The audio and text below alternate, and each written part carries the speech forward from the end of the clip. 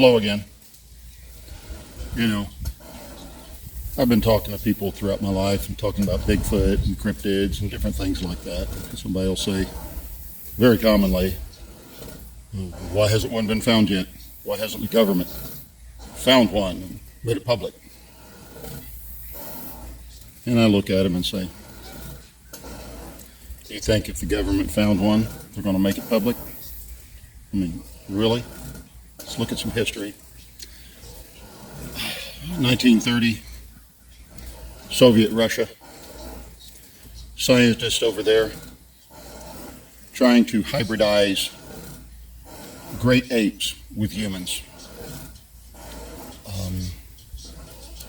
Trying to use his own sperm to impregnate gorillas, orangutans, and such. Wasn't working. So he recruited women to be impregnated with great ape sperm, trying to make it work. As far as we know, it didn't actually take, but they were trying. We've heard of other accounts through the decades in China. Knowing somebody that works for the FBI, inside information, is they have made incredible progress on chimpanzee and human down in Brazil, and that was 25 years ago. Okay, so let's look at some other accounts. What are they trying to do, by the way? Well, look at the 20th century and how they thought of war and stuff, and you wanted a soldier with great endurance and great strength and who would follow orders unquestioningly. Trying to create the super soldier. This was what they were trying to do in Russia, was trying to create a whole league of these creatures to be frontline soldiers. They could overpower any enemy. Okay? We know that Russia was doing experiments with LSD and stuff. We know that the CIA was doing experiments with LSD back into the late 50s. So there's a lot of parallels between what was going on over there and what was going on secretly here.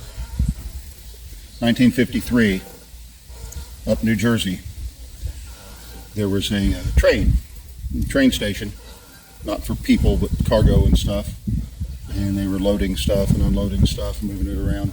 And they had this pallet. It was an 8 foot by 8 foot by 8 foot cube. And there was a funky smell coming out of it.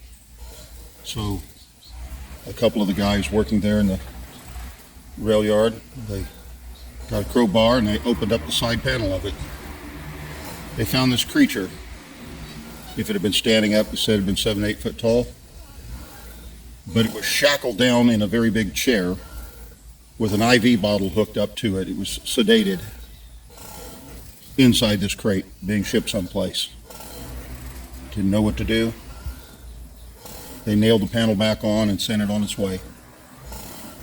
Who was shipping it? Where was it being shipped to? Why'd they have it sedated? Clearly, it's being used in some kind of experiment, some kind of medical experiment. 1977, Virginia, Army base. Man reports an odd sighting. He's brought into the base commander's office. Base commander asked him what happened. He said, well, I saw this creature about 8 foot tall, covered in fur, walking around on 2 legs by the ammunition supply building. Base commander told him,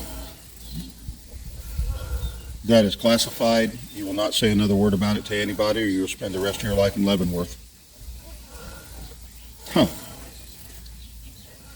So we have accounts that involve military secrecy and accounts that involve medical experimentation secrecy from over half a century ago. Yes, the government has captured Bigfoot.